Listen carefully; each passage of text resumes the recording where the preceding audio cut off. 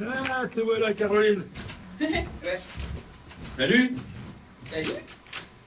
Tu m'as l'air bien joyeuse ce soir. Ah oui, ce soir c'est une grande soirée. Bonne soirée. Bah, soirée de labo. 8 heures de labo, comme d'habitude. Ce soir, on travaille avec... Bah, avec nos mains.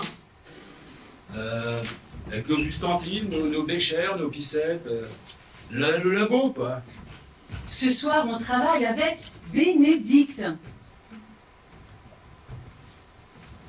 Non. Si. Bénédicte, ce soir. Ouais.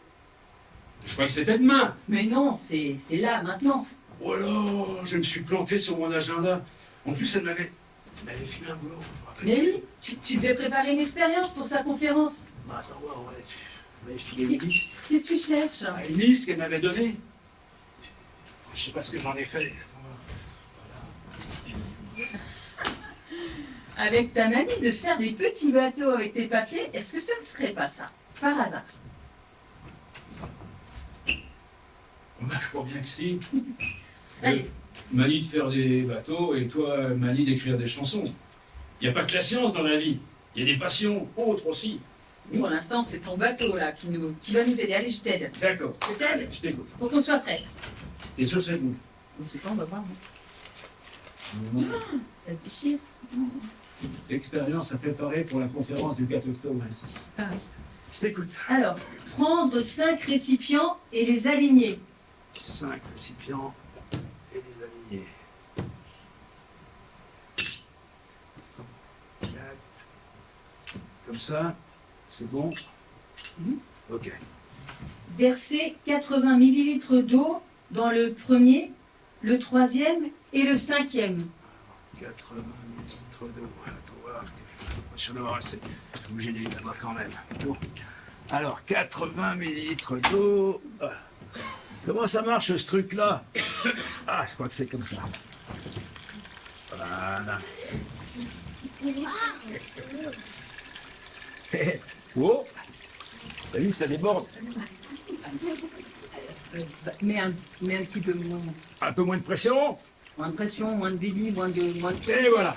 Alors, 80 millilitres d'eau, tu m'as dit. 80 millilitres d'eau dans le premier, Ok.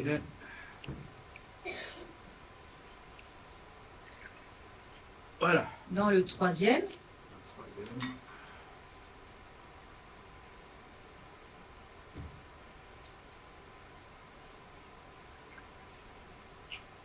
et dans le cinquième. Et un cinquième.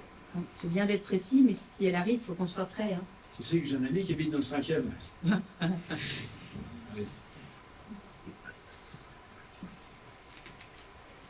Voilà, jusqu'à la dernière goutte. Ajouter du colorant alimentaire. Oui. Alors, 3 gouttes de bleu dans le premier récipient. Bleu dans le premier. Oui.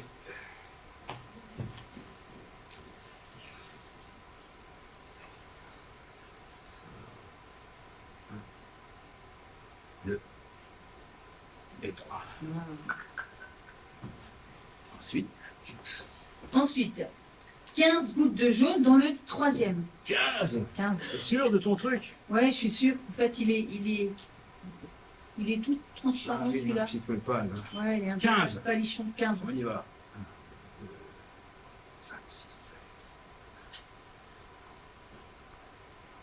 Ouais, ça va. Ok. Et 5 gouttes de rouge dans le cinquième récipient. Ok. 5 gouttes de rouge.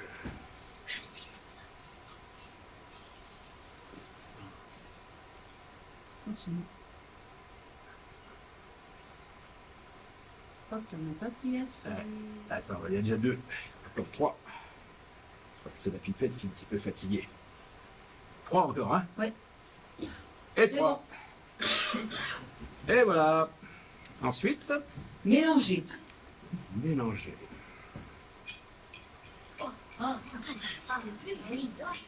Beau, hein?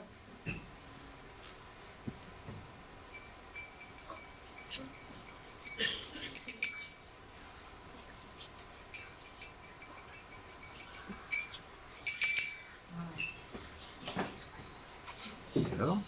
Alors, prendre 4 feuilles de papier essuie-tout. Tiens.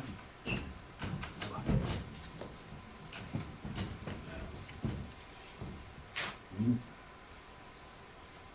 deux, trois. Ça suffit tout juste, hein? Ça suffit. Il nous a coupé les crédits, tu sais. Allez. Rouler chaque feuille, puis la torsader pour former une mèche. Une mèche. Tiens, on est mort, regardez. Dans quel sens? Comme ça. Une mèche et on torsade. Ok. Un petit peu trop torsadé. C'est déchiré.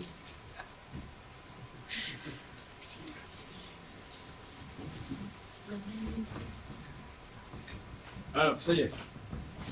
Donc, Disposer chaque mèche à cheval entre 2 des récipients. ça, je crois que j'ai compris.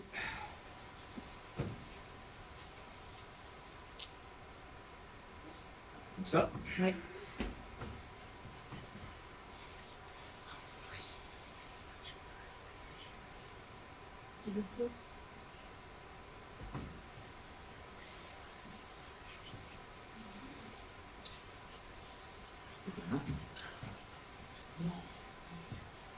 Et voilà. Et c'est fini. Et c'est fini. Ouais, on est prêt. Non mais, c'était pas la peine d'en faire tout un fromage, hein. Écoute, quand tu dis que t'arrives, il faudrait quand même qu'on soit prêt, hein, pas faire n'importe quoi.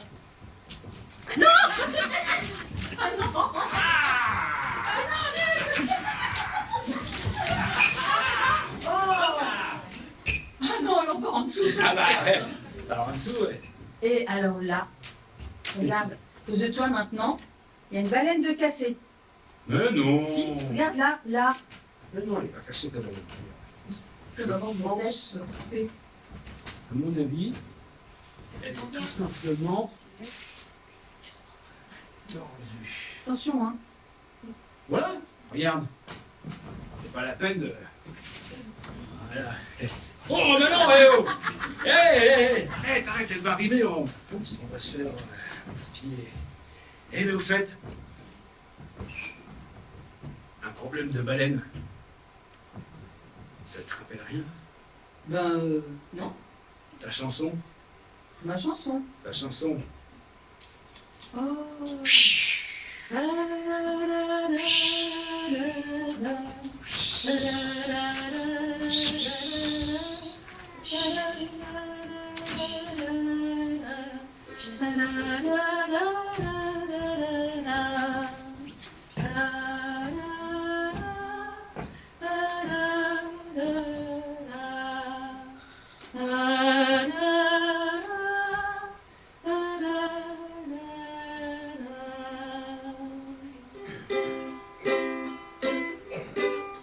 La baleine cherche de l'eau pour déboucher tous ses tuyaux. La baleine cherche de l'eau pour déboucher tous ses tuyaux. Oh, oh, oh, orageuse eau. Orageuse eau. Elle a trouvé un tas de plastique. Elle a trouvé beaucoup de plastique. Elle a trouvé beaucoup de plastique. Elle a trouvé beaucoup de plastique. Beaucoup de plastique. Beaucoup de plastique, Mais pas de l'eau. mais pas de l'eau. Orageuse eau. OH2O. La baleine bleue cherche de l'eau pour déboucher tous ses tuyaux. La baleine bleue cherche de l'eau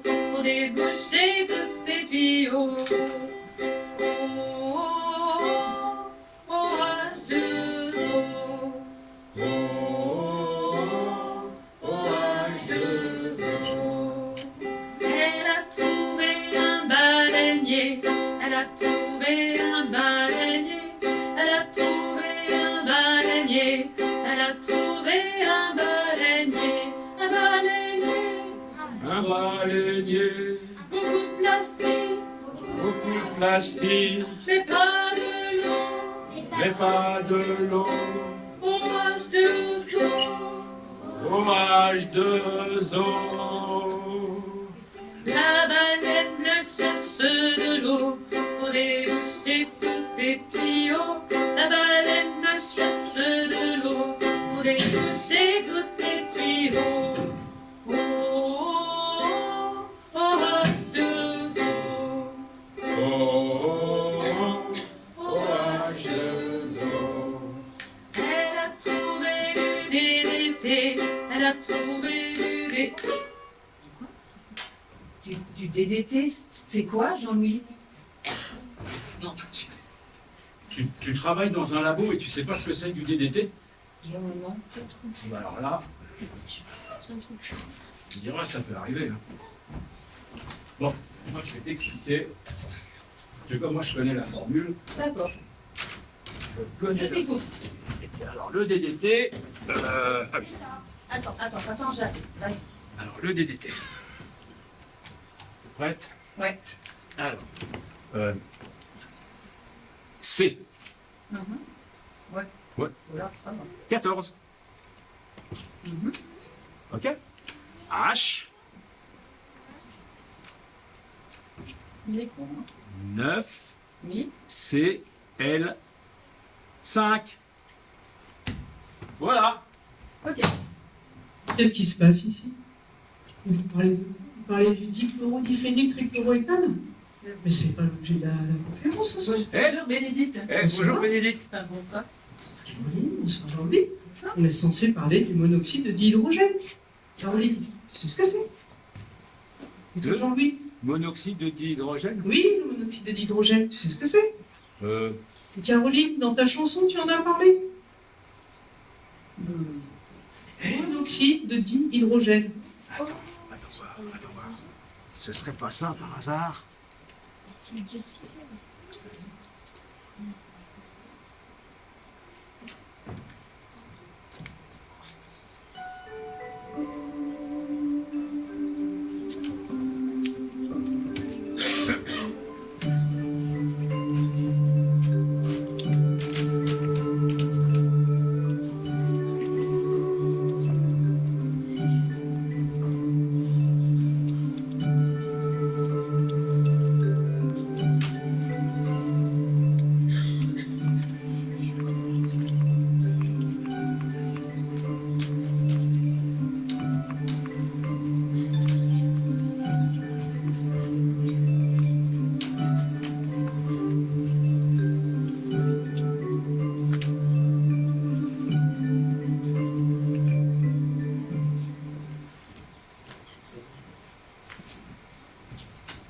Ah, mais voilà, ça me rassure. quand même.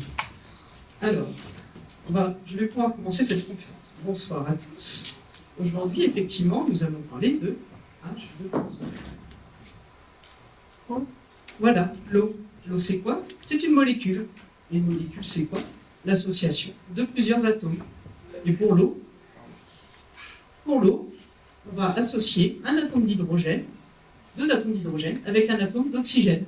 L'atome, c'est ici, c'est une petite boule, et après on associe comme un collier, et on forme des molécules. H, O, H2O. Mais l'association de ces atomes se fait selon des règles. Alors, tout d'abord, l'atome, pendant très longtemps, on a considéré que c'était une toute petite particule, la particule la plus petite qui existe sur Terre. Mais en fait, on s'est rendu compte qu'il y a des particules beaucoup plus petites.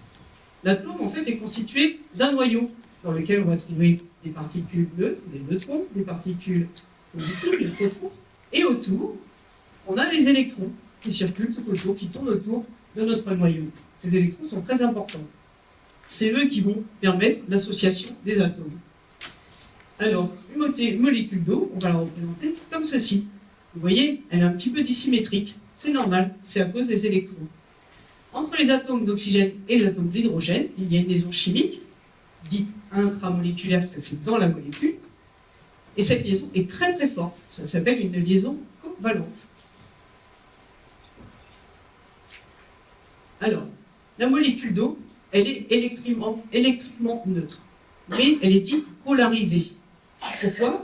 Parce que l'atome d'hydrogène a tendance à capter beaucoup plus fortement les électrons, vous savez, les petites particules qui sont autour du noyau, que l'atome d'hydrogène.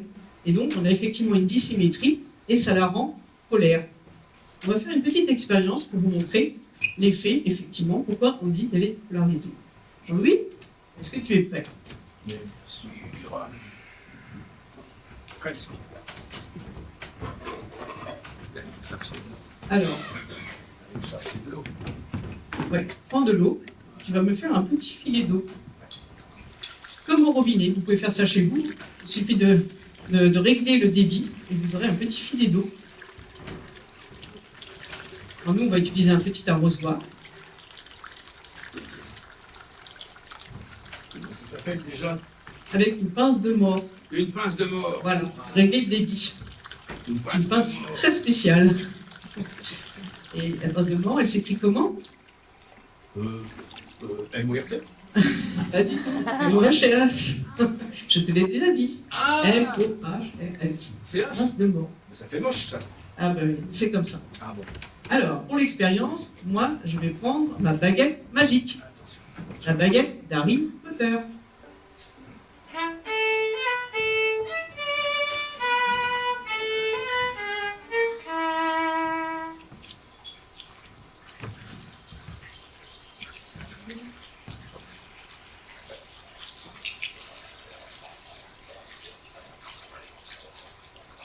Un tout petit filet. Vous voyez comment on débite? Vous voyez? C'est magique. Et vous pouvez faire ça chez vous. Même si vous n'avez pas de baguette magique. Et là, c'est parce que l'eau, elle est polarisée. Voilà.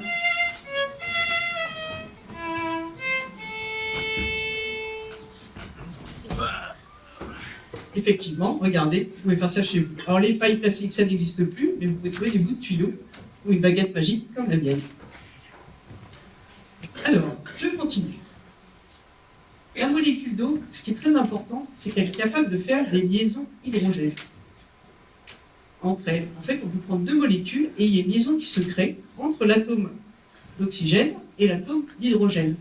C'est une liaison hydrogène, mais aussi également un tétrahydrogène. Ce sont des liaisons qui sont fortes, mais moins fortes que les liaisons covalentes. Généralement, elles impliquent un atome d'hydrogène avec un atome dit électronégatif, comme l'oxygène, ce que l'on a dans la molécule d'eau, ou alors ça peut être de l'azote ou du fluor. Mais revenons à la molécule. Nous, on a notre liaison hydrogène entre notre atome d'oxygène et l'atome d'hydrogène d'une autre molécule. Alors, ce qu'il faut savoir, c'est que les distances, on est sur des distances qui sont très très petites. La distance entre un atome d'oxygène et d'hydrogène dans la molécule d'eau est d'environ, vous voyez, 0,099 nanomètres. Alors que la distance entre l'atome d'oxygène et l'atome d'hydrogène dans une ion hydrogène est de 0,177 nanomètres. Vous savez ce que c'est que le nanomètre? Caroline? 10 puissance moins 9.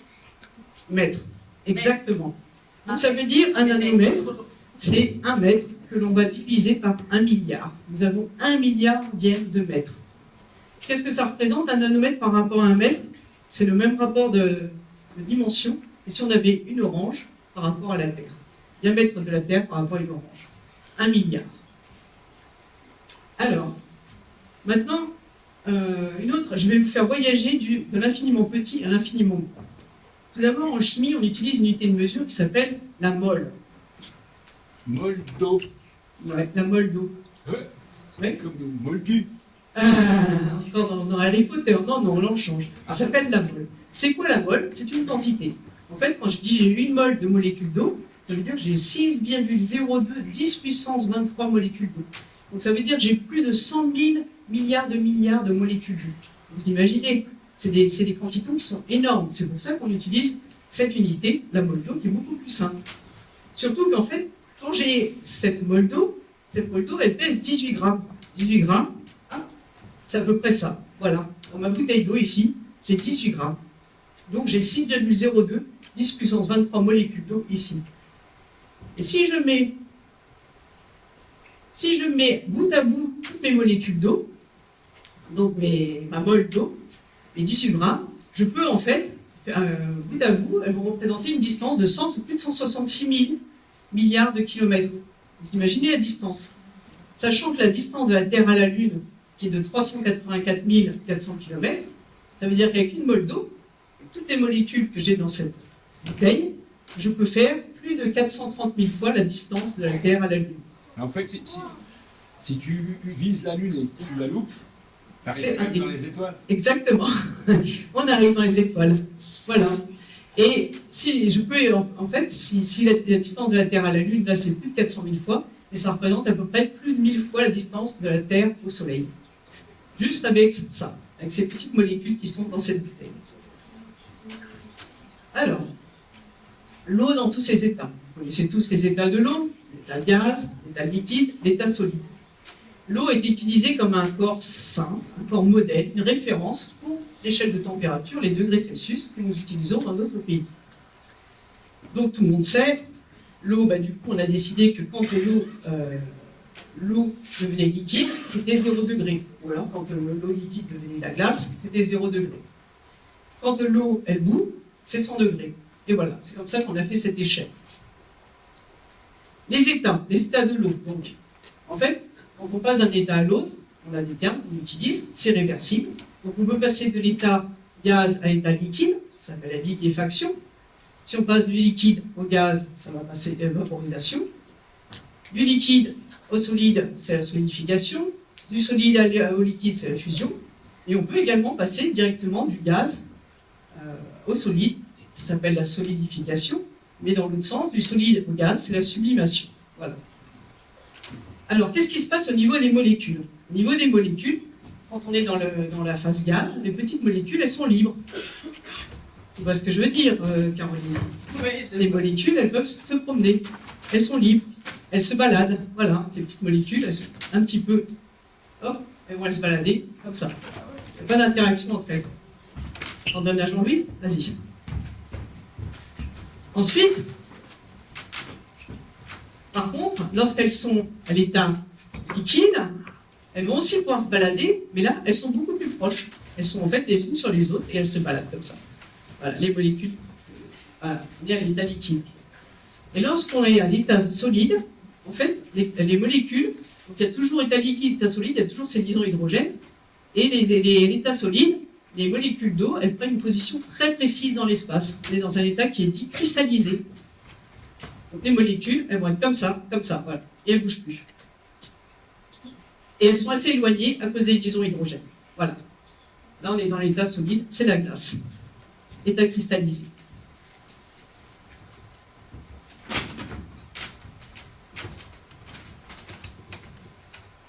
Alors, ce qu'il faut savoir, ces liaisons hydrogènes, elles confèrent à l'eau en fait des propriétés très spécifiques.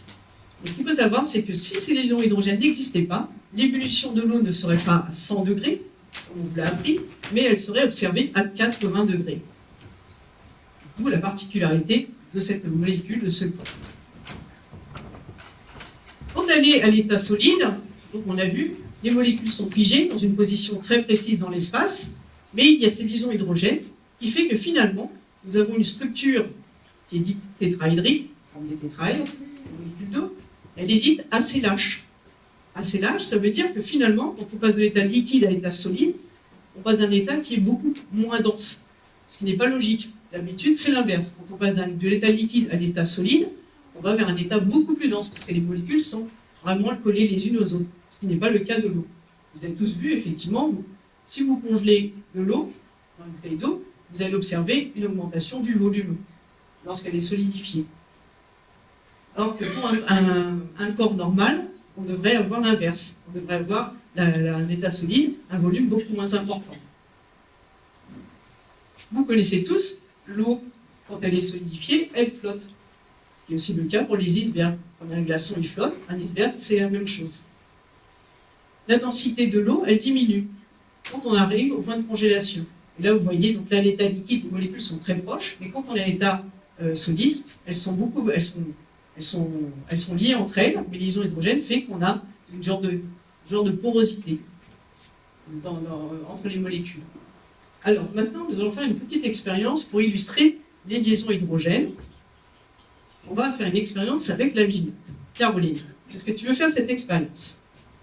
Oui.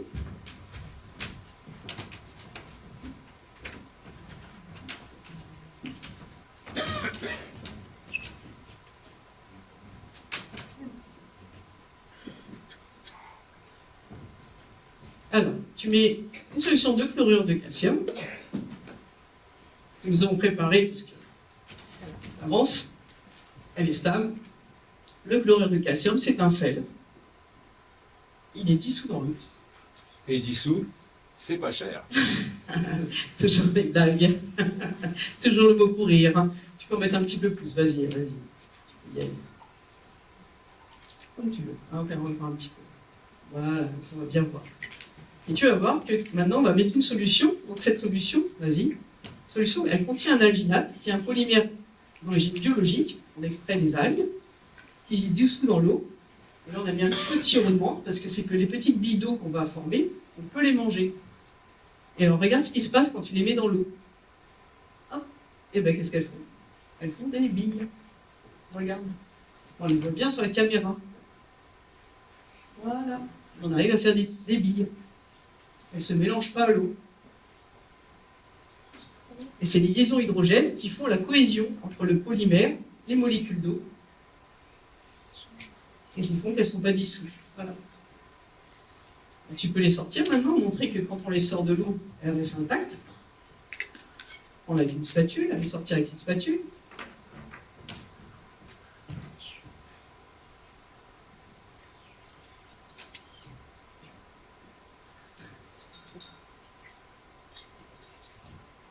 Voilà, une petite bille.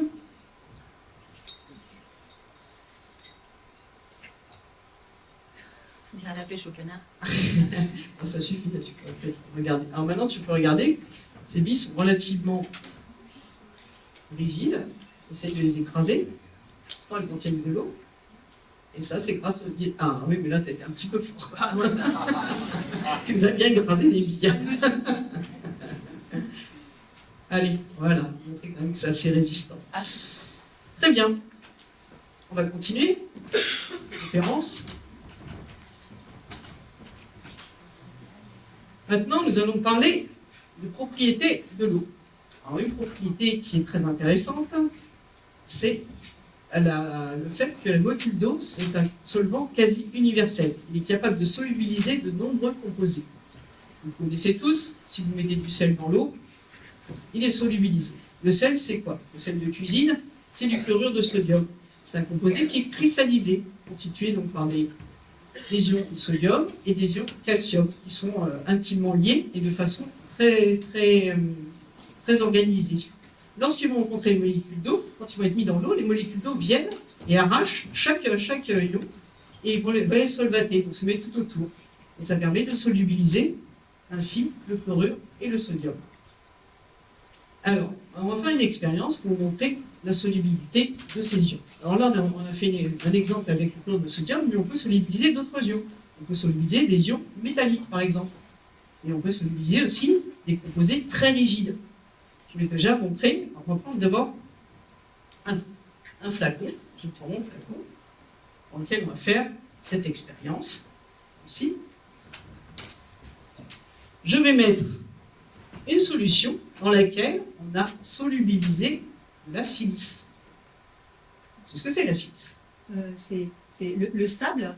Par exemple, le sable. Donc le sable, qui est un composé qui est très rigide, on peut le solubiliser. On le voit à travers. Oui, on le voit à travers. Donc là, en fait, c'est une solution, mais elle est très basique. On a mis de la soude. C'est un silicate de soude. C'est très très concentré et donc aussi très corrosif, puisque c'est très basique. C'est pour ça que c'est moi qui vais manipuler. Alors, je vais en mettre dans le flacon.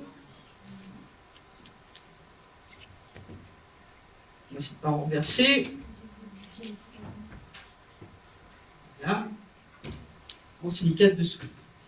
Donc là, j'ai quelque chose de très basique, donc un pH très très élevé.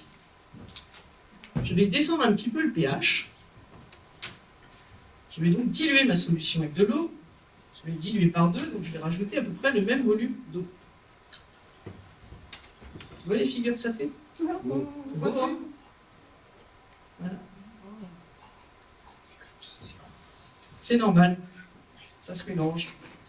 Tu deviens flou. Voilà, exactement. Là, je mélange un peu. Je vais peut-être mélanger avec.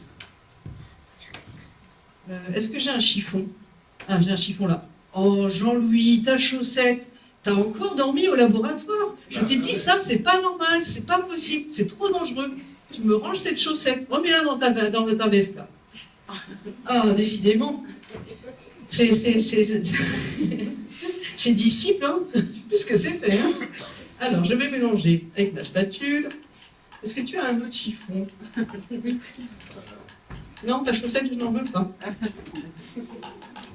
Merci. Un chiffon, fond. Et maintenant, je vais mettre des sels métalliques. Alors, je vais prendre un sel de nickel. Ah bah voilà. Voilà. Le sel de nickel, c'est Bah, ça va être nickel. Hein. exactement. Donc, je vais en mettre un petit peu. Elle téléphone. Pas trop devant. Hein. Allez, elle était folie. Vous avez vu la belle couleur, hein. Beau sel vert. Voilà, c'est joli. Hein.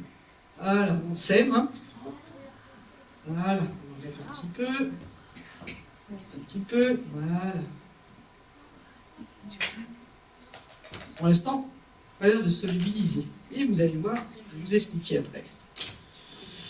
Alors, ensuite, je vais prendre un chiffon comme ça, c'est quand même plus pratique. Sur papier, voilà. Maintenant, je vais mettre un sel de cobalt. Alors, un petit peu de cobalt. Ah, c'est une jolie couleur aussi celui-là, regarde, c'est du violet.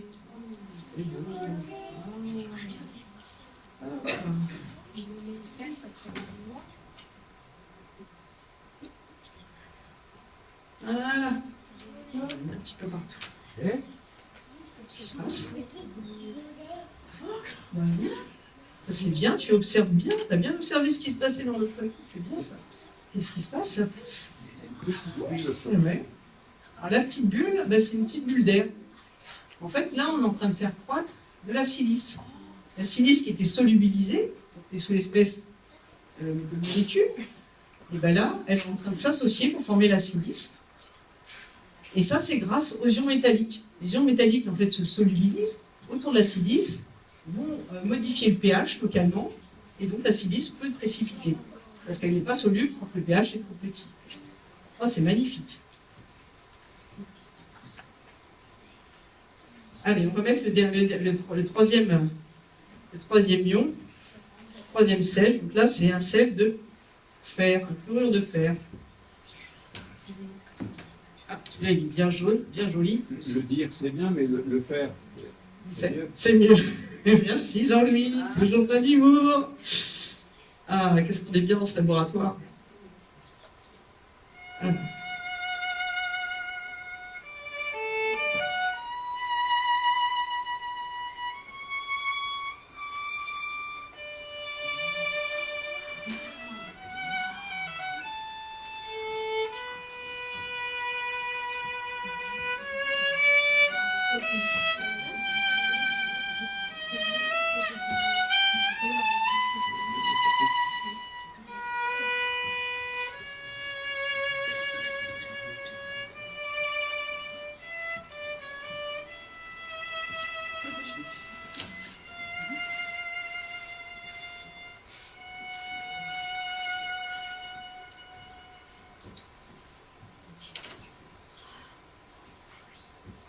On voit bien les croissances de fer.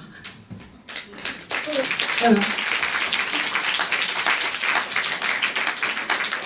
On va continuer à le laisser pousser. Ça s'appelle un jardin chimique. Nous allons le laisser pousser dans un coin. Et nous allons continuer notre conférence.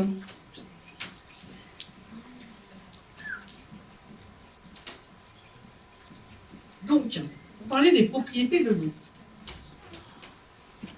En fait, il y a 4 propriétés dites clés, les plus importantes. Solvant universel, donc c'est très important pour la vie, parce que l'eau va permettre de transporter des éléments dont on a besoin, notre corps a besoin, comme les acides aminés, du fer, du chlorure de sodium, dans le sang. C'est grâce à l'eau et ses propriétés solvatrices. L'eau a également des propriétés thermiques. En fait, l'eau, quand elle va changer d'état, elle nécessite beaucoup d'énergie. Alors, soit elle va la consommer, ou soit elle va la redonner, cette énergie. Donc, il y a des échanges d'énergie qui sont très, très importants. Par exemple, elle va prendre beaucoup d'énergie pour s'évaporer. Elle joue un peu comme un liquide de refroidissement. Et c'est ce qu'on va utiliser, que notre corps va utiliser pour thermoréguler notre corps par la transpiration. C'est un exemple. 2 autres propriétés intéressantes, la cohésion. Les molécules d'eau s'attirent les unes vers les autres et on crée une propriété qui s'appelle la tension superficielle que l'on retrouve à la surface. Donc, par exemple, sur les plans d'eau, c'est pour ça que certains insectes arrivent à marcher sur l'eau. Cette tension superficielle permet également à l'eau, quand elle se retrouve sur une surface pour laquelle elle n'a aucune affinité, une surface dite hydrophobe, elle va former une sphère parfaite. Ça, c'est grâce aussi à cette tension superficielle. Une autre propriété intéressante, c'est l'adhésion. Cette adhésion, elle va permettre le transport de l'eau, l'extraction et le transport de l'eau, en particulier par le xylème. Le xylème, c'est quoi? C'est en fait une partie de la plante qui permet justement à transporter l'eau des racines, puisque c'est par les racines que la plante puise l'eau dans le sol, et va la transporter jusque dans les tiges, dans les feuilles, dans les fruits. C'est grâce à ce xylème. Ah, d'ailleurs, pour illustrer ça, on va regarder l'expérience de Jean-Louis, celle que je lui ai demandé de faire au début de la conférence. Ben, regardez le résultat. Vous vous souvenez? Il avait rempli que 3 verres, 3 récipients. Vous voyez, l'eau, grâce à ses pompes qu'il a fait avec le papier absorbant, a pu passer d'un verre à l'autre. Et ça a permis de mélanger les couleurs. Donc ici, entre le verre jaune et le verre bleu, on voit un verre vert. Moi aussi, je fais de l'humour, tu vois. Et ici, entre le verre rouge et le verre jaune, eh ben, nous avons normalement un beau orange, mais effectivement, Un saumon. voilà, le jaune est un petit peu pâle, mais c'est quand même une petite couleur orange. On va faire une autre expérience pour montrer qu'on arrive à faire migrer l'eau, à la faire monter. Caroline, veux-tu faire cette expérience? Mais oui, peux-tu me prendre du papier buvard? Tu me prends un bécher, du papier buvard. Voilà, sur le papier buvard, tu vas prendre 3 feutres. Tu vas faire 3 points. Bien concentré. Tu as choisi du violet. Un point, tu montreras après le point que tu as fait. Un point orange. Et puis, ton point, tu as choisi comme couleur un point vert. Très bien.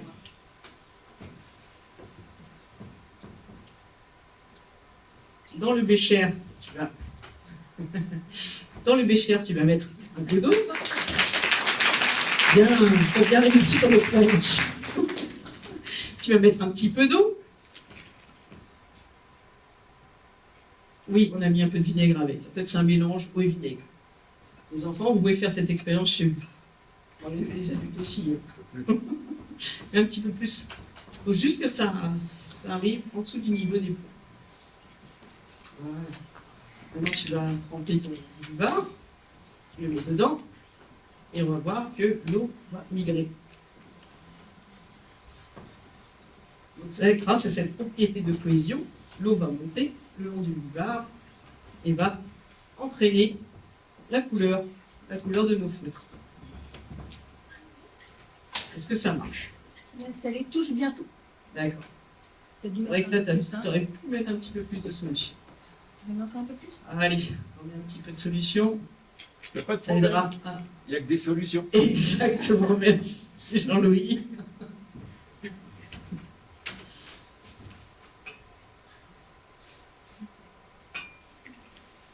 Voilà, on la regardera peut-être, on va les laisser un petit peu tranquille cette expérience, on y reviendra tout à l'heure. Maintenant, on va passer. Oh, j'ai entendu un bruit. On dirait que la valise elle est en train de s'ouvrir, non? Non, c'est comme ça. Ah ben voilà. Qu'est-ce qui se passe? C'est qui arrive? Qui est là? Vous entendez? On est peut-être que trois dans le laboratoire. Ah, mais c'est Bébert! Salut Bébert! Oh, ça faisait longtemps! Bonjour Caroline. Bonjour Bébert! Salut les amis. Ah, et t'as ton laboratoire avec toi? Vous dormez déjà? Salut les amis. Et ben moi, je connais une expérience avec les couleurs. Non. Ah ouais, elle est Toi aussi? vraiment chouette. C'est Vous voulez vrai. la voir? Mais oui, écoute, vas-y, non? Cette expérience-là, elle se fait avec des bons becs. Ah! Là, si vous en voulez, on peut en prendre. Alors, qu'est-ce qu'il faut? Alors, pour cette expérience, il me faut... Comment ça s'appelle ça déjà, Caro? Une boîte de pétri. Une boîte de pétri. Hop. Voilà. Une boîte de pétri. On va allumer la lumière. Hop. Bien. Il me faut de l'eau. Hop, de l'eau. Un sacré Bébert. Hop, hop, hop, hop. Hop. Oh, Voilà. pas plus haut que le mort. Ah, on va couper. Ça coûte cher l'eau. Il faut l'économiser. Ah, Exactement. alors, bon. Alors. Tu fais ça avec des bonbons.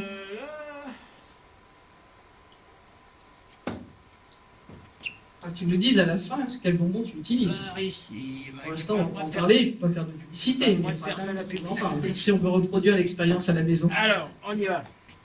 On vous le donnera quand même. Alors là, c'est un bonbon orange.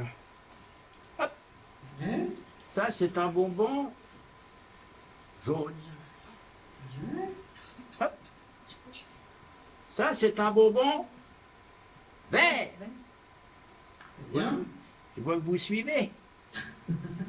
Et pour terminer, un bonbon rouge. Eh, regarde. Regarde, Bébert. On a l'impression d'avoir un œil. Il y a des irisations, comme dans l'œil. C'est magnifique. On voit la couleur qui se détache. Comment ça se fait que ça se détache? Parce que moi, je sais faire l'expérience, mais je ne sais pas l'expliquer. Ah, les colorants sont solubles dans l'eau, mais il y a quelque chose d'autre. Ces irisations, c'est dû à la solubilité de quelque chose d'autre. A priori, tes bonbons, ils sont enrobés avec quelque chose qui diffuse aussi dans l'eau. Le sucre? Le sucre? Je ne pense pas. Regarde sur le paquet, qu'est-ce qui est marqué? Il est marqué qu'il y a beaucoup de colorants. Caroline, tu le sais? La farine de carnauba. Ah, c'est de la farine ou de la cire? La cire de carnauba. Ah oui, c'est de la cire. J'ai retenu que le mot. Oh, regarde! Ça fait des lignes. Super, les couleurs ne se mélangent pas. Ah, c'est vraiment magnifique. Elle est vraiment très très belle ton expérience. Voilà. Et puis là, on voit que les bonbons, ils commencent un peu à se désagréger. Ben voilà. C'est vraiment... Moi, je pense à un truc, on pourrait se servir de ce truc-là pour faire un drapeau pour notre labo. Ça serait chouette. Ah bah comme oui, ça. tout à fait. Ouais, Ok, logo. bon, ben J'ai c'est aussi pas notre tout ça. logo parce avec que ça. moi, j'ai des bonbons à Ah non. terminer. Quel gourmand ce Bébert. Alors, attendez, je vous le montre de loin. Si vous voyez la marque, tant mieux pour vous. Voilà. Allez, Sinon, vous pouvez venir après. On vous au donnera revoir, monsieur, là. la petite discrétion. On en avoir un. Caroline, on va peut-être regarder ton expérience. La montrer de plus près, voir où on en est. On va la mettre devant la caméra.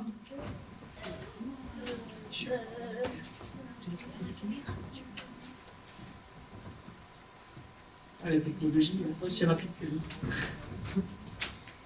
Voilà. Oh, et en plus, ça sépare les couleurs. C'est magnifique. On voit que le point vert, ça donne du jaune et du bleu. Et le bleu, il va plus haut que le jaune. Et l'orange, c'est bien du jaune et du rouge. Ils vont continuer de monter. Ah bah oui, certainement.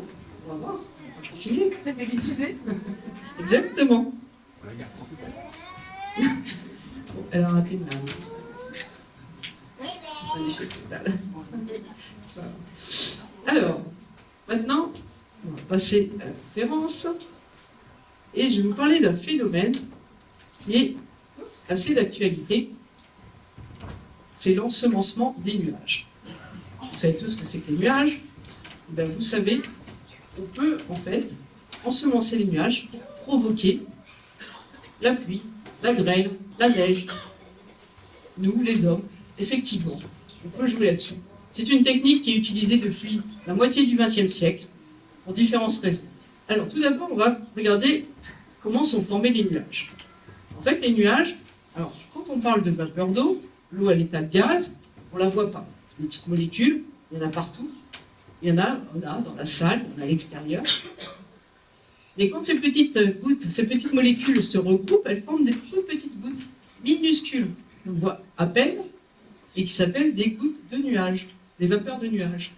Et quand ces vapeurs de nuages, elles sont entraînées par le vent, elles se regroupent, elles s'associent, elles coalescent, elles forment des gouttes beaucoup plus grosses, et à un moment donné, elles vont être tellement nombreuses et assez grosses pour former un nuage que l'on peut voir.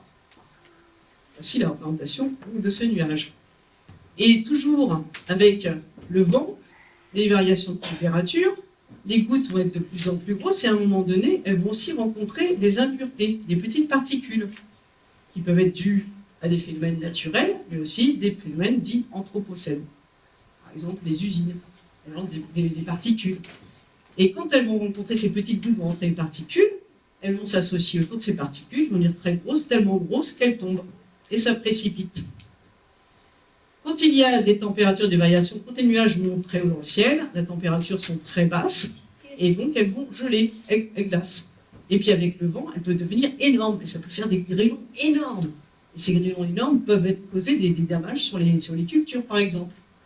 C'est pourquoi on a essayé de comprendre comment se forment les nuages, et essayé d'intervenir pour provoquer les précipitations, avant, par exemple, je vais vous montrer, c'est là, voilà, l'ensemencement des nuages. Alors, comment on fait? Ce qu'on vaporise à partir du sol, grâce à des gros ventilateurs, on va envoyer des particules dans le ciel, là où il y a des nuages, ou alors à partir des avions. On va ensemencer les nuages. On va donc modifier la structure de ces nuages pour changer la météo. Alors, comment? On ajoute des particules, des substances. Donc, ça peut être des aérosols, des petites particules de glace, dans les nuages afin d'influencer les précipitations. Pourquoi fait-on cela? Par exemple, pour disperser le brouillard, diminuer la grosseur des grêlons, là c'est pour les cultures, augmenter la quantité de précipitations. On a envie qu'il pleuve parce qu'on a besoin d'eau pour arroser les champs, par exemple, et on peut provoquer la précipitation. Et pour qui? Ça va être l'agriculture, la viticulture, et bien d'autres domaines que nous ne préciserons pas ici. Voilà. Alors, juste une question, juste une précision. Ce qu'il faut savoir, donc j'ai parlé de la formation de ces petites gouttes d'eau, c'est que dans les nuages, en fait, l'eau, elle est dans un état qui est dit métastable, qui s'appelle la surfusion. C'est-à-dire qu'on peut avoir de l'eau qui est liquide, mais à des températures très très faibles, inférieures à 0 degré. Et ça, vous pouvez le faire aussi chez vous. Alors, on a voulu vous le montrer, mais c'est une expérience qui est très difficile à mettre en œuvre. On a tenté, mais je vois qu'elle a raté. Elle marche quand elle veut. Voilà, elle marche pas. Alors par contre, si vous voulez la faire chez vous, on vous invite à prendre une bouteille d'eau, que vous remplissez, vous la mettez au congélateur, et surtout, vous ne la laissez pas plus de 3 heures. Généralement 2h45, entre 2h45 et 3h. Vous la sortez délicatement de votre congélateur, l'eau elle reste liquide, elle est à moins 18 degrés, elle reste liquide, et elle est dite en surfusion. En surfusion, c'est-à-dire qu'elle est dans un état hors équilibre. Si vous prenez cette bouteille et que vous lui donnez un choc, vous allez voir, elle va geler instantanément. Vous pouvez aussi faire des expériences très jolies, en plongeant des fruits dedans, vous allez voir, il y a des beaux cristaux qui vont pousser. Je vous invite à les regarder sur YouTube, parce que sur YouTube, les expériences, elles marchent toujours. C'est promis, on va s'entraîner, on va la filmer et on la mettra sur YouTube. On a réussi à la faire, c'était avant-hier, mais voilà. Pour l'instant. C'était la seule et unique fois. Mais on ne désespère pas, on la fera. Voilà. Alors, est-ce que les molécules d'eau sont visibles? Est-ce qu'on peut les voir? Au jour d'aujourd'hui, oui. On a des outils qui nous permettent de voir ces molécules d'eau. Ici, vous avez des molécules qui ont été observées une microscopie. On appelle un microscope qu'on appelle un microscope à champ proche, et qui est permis de voir les molécules. Donc là, c'est des clusters, c'est des regroupements de 4 molécules. Donc on est capable aujourd'hui, avec la technologie, à les voir. Et les liaisons hydrogènes, vous imaginez les liaisons hydrogènes, c'est tout petit. Eh bien oui, on peut les voir. Donc là, c'est pas dans les molécules d'eau, mais c'est juste pour vous montrer. Aujourd'hui également, nous avons des technologies qui permettent de voir ces liaisons hydrogènes, elles sont petites là, grâce à un microscope à force atomique. Alors maintenant, juste pour conclure, voilà, ce qu'il faut retenir, c'est que l'eau et ses liaisons hydrogènes, c'est la source de toute évolution sur la Terre. On dit l'eau, c'est la vie. Alors maintenant, je vais vous parler un petit peu de mes recherches. Pourquoi je m'intéresse à l'eau? Eh bien, l'eau et les liaisons hydrogènes, ça permet de fabriquer des matériaux. Moi, je travaille sur des matériaux qui s'appellent des éolites. C'est un nom un petit peu barbare. Un peu d'histoire. Ces éolites sont des matériaux naturels qui ont été découverts au XVIIIe siècle par un minéralogiste, Axel Kronstedt. À l'époque, on ne disposait pas des outils d'aujourd'hui. Quand il a découvert cette pierre qui était très légère, très peu dense, en approchant la flamme, il a vu de l'eau sortir en ébullition. C'est une pierre qui est poreuse, donc il y a plein de trous. Et en fait, zéolite, ça veut dire pierre qui bout. Donc c'est une pierre qui contient beaucoup d'eau, qui est capable de capter beaucoup d'eau. Alors cette pierre, en fait, elle est cristallisée. Cristallisée, ça veut dire que les atomes qui la composent, c'est un alumino-silicate, contient du silicium, de l'aluminium, qui sont disposés dans l'espace de façon très très régulière, qui vont déterminer un motif très régulier, et ces enchaînements vont délimiter des cavités, des canaux, qu'on appelle des pores. Donc c'est un matériau qui est poreux. Entre les atomes d'oxygène et de silicium d'aluminium, on a des ponts oxygène. Ces matériaux donc, ont une surface externe qui est relativement importante, mais encore beaucoup plus importante grâce à la porosité. Quand on a une surface dite spécifique, c'est-à-dire rapportée à la masse, qui peut varier de 100 à 1000 m² par gramme. Vous imaginez, si je prends 1 gramme de mes éolites, c'est-à-dire à peu près une petite cuillère à café, je peux, avec la surface, recouvrir un terrain de handball ou un terrain de foot. Donc c'est des matériaux qui sont très intéressants parce qu'il y a beaucoup de réactions qui se passent à la surface du solide. Donc on va pouvoir avoir un matériau qui est très très efficace. Quelques applications. En fait, on les trouve dans la vie de tous les jours, ces matériaux. Je vous ai dit, ces matériaux, ils aiment beaucoup l'eau. Donc on va les utiliser dans les doubles vitrages. Quand vous avez un double vitrage, vous avez donc vos 2 vitres. Entre les 2 vitres, il y a généralement un gaz qui est inerte, et on ne veut surtout pas que l'eau y pénètre. Parce que si l'eau pénètre entre les 2 vitres, elle va, avec la variation de température, condenser, vous allez avoir de la buée, et la buée, vous ne pourrez pas la nettoyer, puisque c'est à l'intérieur. Donc on met un desséchant. Vous regardez dans vos doubles vitrages, vous verrez, il y a une petite baguette métallique, et dedans on met un desséchant. Mais ce desséchant doit permettre de garder d'éviter la condensation pendant plus de 15 ans. Donc on va utiliser un super desséchant, comme les éolites, parce qu'ils ont une capacité à absorber l'eau qui est énorme. Les éolites ont aussi un comportement, quand elles s'hydratent, quand elles se déshydratent, donc toujours avec l'eau, il y a un échange d'énergie très important. Donc on va pouvoir les utiliser pour faire des systèmes de réfrigération.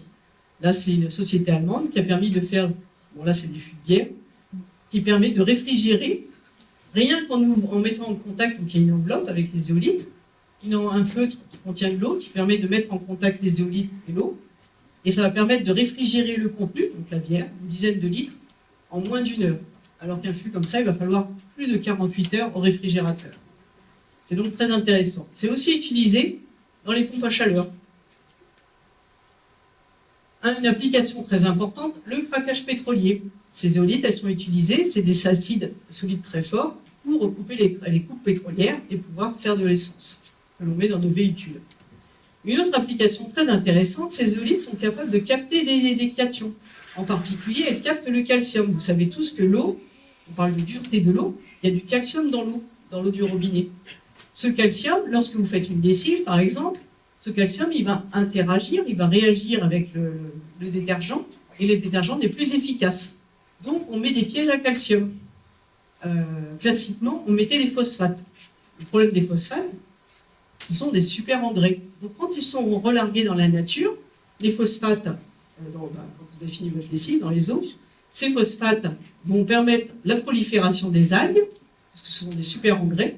Ces algues, elles vont puiser l'oxygène qui est dans l'eau, dans les points d'eau, et au détriment de la vie des poissons. Ils n'ont plus assez d'oxygène et ils meurent. C'est un phénomène très connu qui est l'eutrophisation.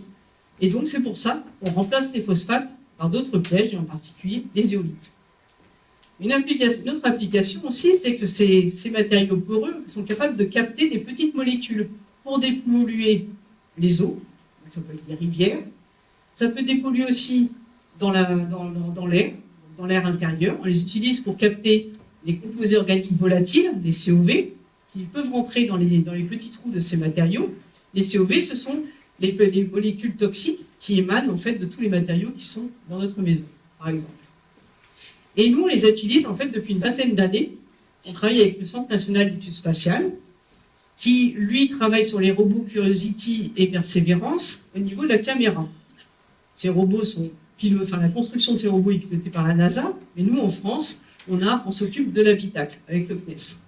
Dans cet habitacle, il y a des optiques très sensibles, il y a des matériaux qui constituent l'habitacle, et ces matériaux, avec les grosses variations de pression et de température que subissent les robots, ces matériaux, il y a des petites molécules qui s'en détachent, et quand elles condensent sur les optiques, elles restent, et du coup les optiques ne sont plus transparentes. La seule solution pour les nettoyer, ça serait de les ramener sur Terre, ce qui coûte énormément cher. Donc l'idée, c'est de mettre des matériaux qui vont être capables de les piéger. Et donc là, sur le robot Curiosity et le robot Perseverance, des éolites qui ont été synthétisées dans notre laboratoire sont à bord. Ils permettent de capter. Et ainsi, le robot Curiosity, ça fait 12 ans qu'il nous donne toujours de très belles images grâce à nos éolites. Voilà, un exemple d'application. Alors maintenant, on va regarder quelque chose. On va aussi parler de quelque chose de très intéressant. D'où vient l'eau sur Terre? Eh bien, l'eau sur Terre viendrait des argiles. Les argiles, ce sont des cousines des éolites. Là, vous connaissez certainement plus le terme argile. Les argiles, c'est aussi des aluminosilicates. Par contre, ce sont des feuillets. Ils font des lamelles avec un espace interfoliaire. C'est un espace vide dans lequel peuvent se mettre les molécules d'eau. Les argiles ont une structure un petit peu comme un millefeuille. Donc là, on a les couches d'aluminosilicates et au milieu, on va avoir les molécules d'eau, par exemple. Alors, pour vous montrer que les argiles sont capables de capter des grandes quantités d'eau, on va faire une petite expérience. On va prendre de l'argile. Alors là, je vais en avoir ici, je cherche. Oh, Jean-Louis, du foie de morue. Mais je t'ai dit, non, mais je t'ai dit qu'on ne mange pas au laboratoire. Range-moi ça. Ah, mais elle est où mon argile maintenant? Hein? Attends. Ah, bah oui, c'est ça. Voilà. Je vais trouver mon argile. Alors. Tu veux le faire? Je le fais. Je le fais? Allez. Non, tu as peur? Alors, je vais mettre mon argile. Hop. Voilà, j'en ai un petit peu. Un petit peu de l'eau. Alors, l'eau. C'est une piscette. Voilà, j'ai de l'eau. Voilà, voilà. J'ai mon argile. Voilà.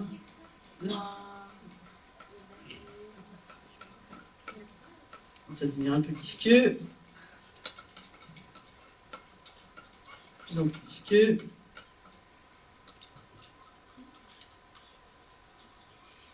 J'ai peut-être mis trop d'eau. Un petit peu d'argile. En fait, c'est un petit peu comme dans les couches, les produits qu'on met dans les couches. Pardon. Voilà, et là, ça devient très très visqueux. Voilà, les argiles sont capables de capter en quantité. Il y en avait un tout petit peu de l'argile. Bah ouais. Et là, tu vois, ça devient très visqueux, c'est du solide, et ça va continuer à se solidifier sur du. Voilà, vous montrez que les argiles, c'est des super absorbants d'eau. Et maintenant, voilà, en plus, il fait un gel super magnifique.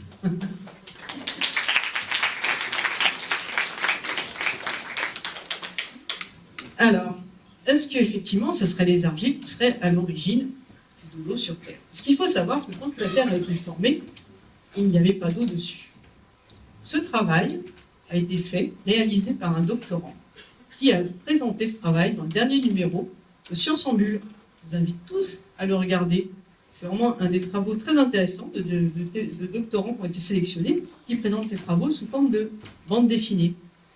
Lui, ce qu'il a analysé, c'est des fragments qui ont été prélevés sur un astéroïde, Ryugu, par des Japonais en 2014, et il a découvert que ces fragments contenaient énormément d'argile. Les argiles, vous voyez, notre feuillet, avec une quantité d'eau importante. Et donc ces astéroïdes, quand ils ont bombardé la Terre, ils vont apporter l'eau. Qu'est-ce que tu sais, Jean-Louis?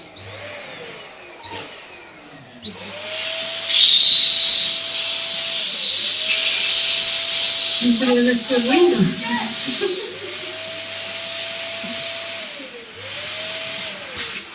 Et voilà, c'est une météorite. Mais moi, je pensais que c'était un astéroïde. Qu'est-ce que tu nous as fait? Mais tu t'es trompé, Jean-Louis. Et là, on bombarde la Terre. Ça fait... Oh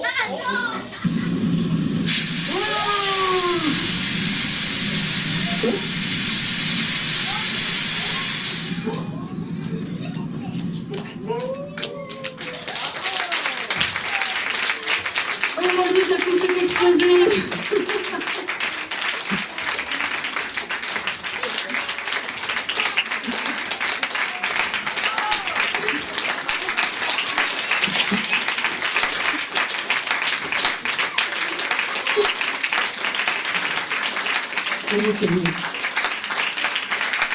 Isabelle, à la